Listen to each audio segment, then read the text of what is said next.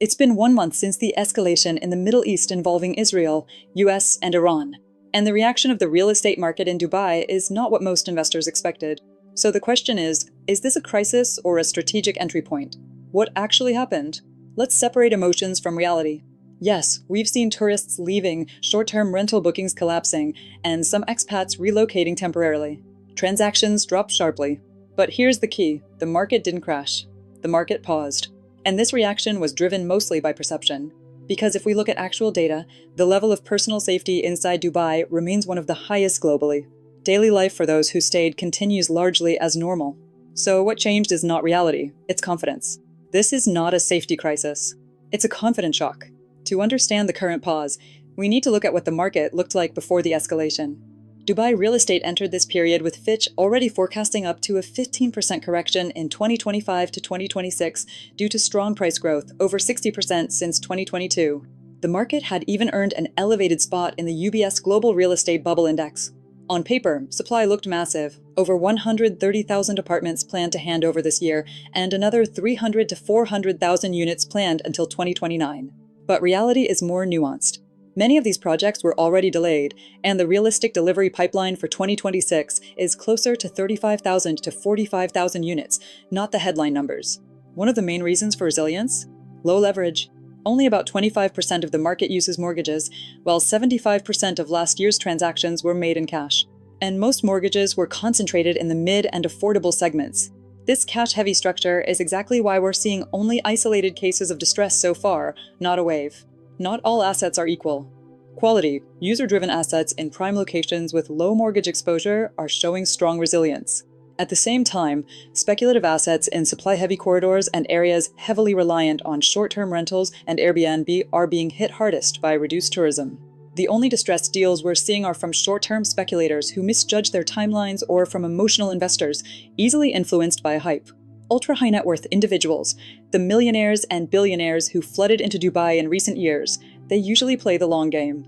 Minor volatility simply doesn't affect big whales. They invest in trophy assets and hold them because even if short-term distance in current circumstances, these assets are not generating passive income and even can cost some money for maintenance. In long-term distance, they effectively preserve wealth and next cycles may offer high profit for unique properties. Historically, property prices keep increasing in the long term despite the ups and downs. So we still have a classic standoff: buyers waiting for discounts, sellers refusing to give them away. At the same time, enormous liquidity is waiting on the sidelines. Investors who missed previous rebounds came prepared. They're hoping for 30 to 50% discounts. But those deep fire sales simply don't exist yet. Here's an important warning. Because so many investors are now hunting for big discounts, some brokers are cleverly using this expectation.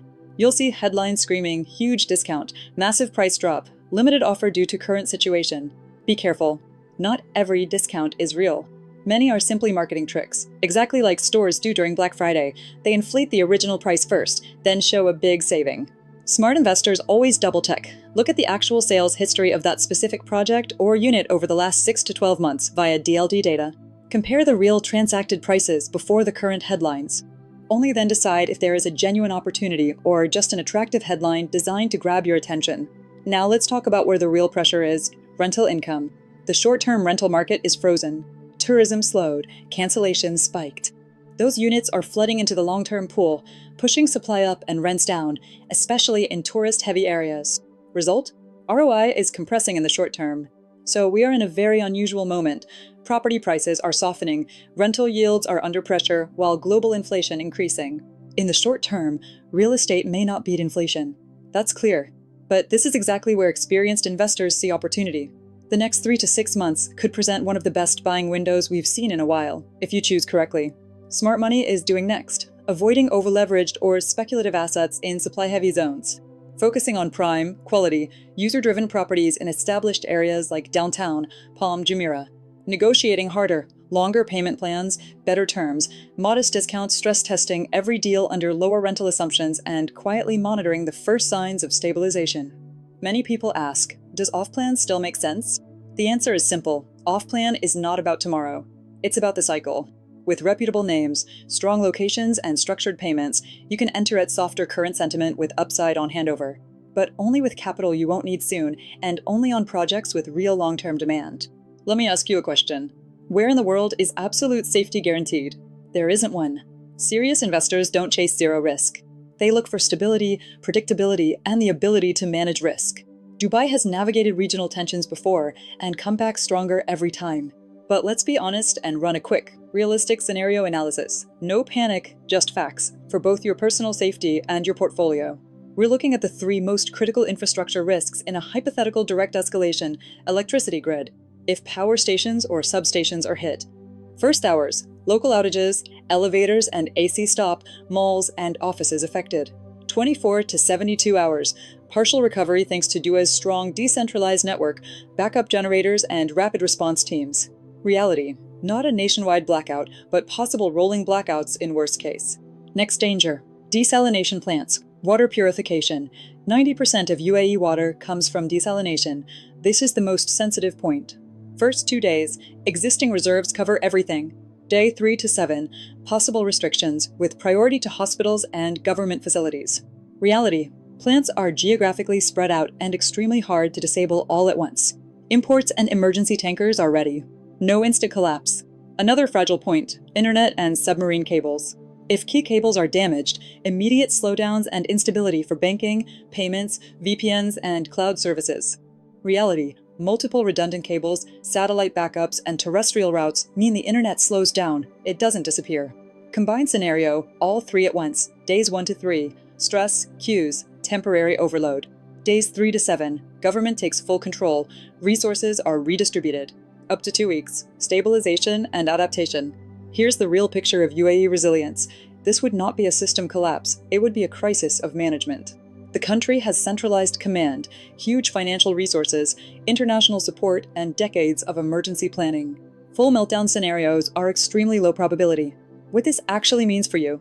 As a resident, keep 3 to 5 days of water, a power bank, some cash, and a calm mindset. It's temporary. As an investor, the real risk is short-term liquidity and access to funds, not everything disappears. Cash flow positive, prime assets still hold value. Even in the worst-case window, Dubai's fundamentals, rule of law, cash-heavy market, and long-term capital remain intact. So, the real question is not, is there any risk? It's, where's risk understood and where can it be managed? Because capital doesn't go where there's no risk. Capital goes where risk is priced correctly. And right now, that's exactly the market we're in. If you're sitting on cash or reviewing your portfolio, this is the moment for serious due diligence. Not panic, not a FOMO. Drop in the comments, which haven for your capital are you choosing now and why? I'm really interested. Like, subscribe, and turn on notifications. I'll bring on-ground updates as the situation develops. Thanks for watching. Stay safe, stay strategic.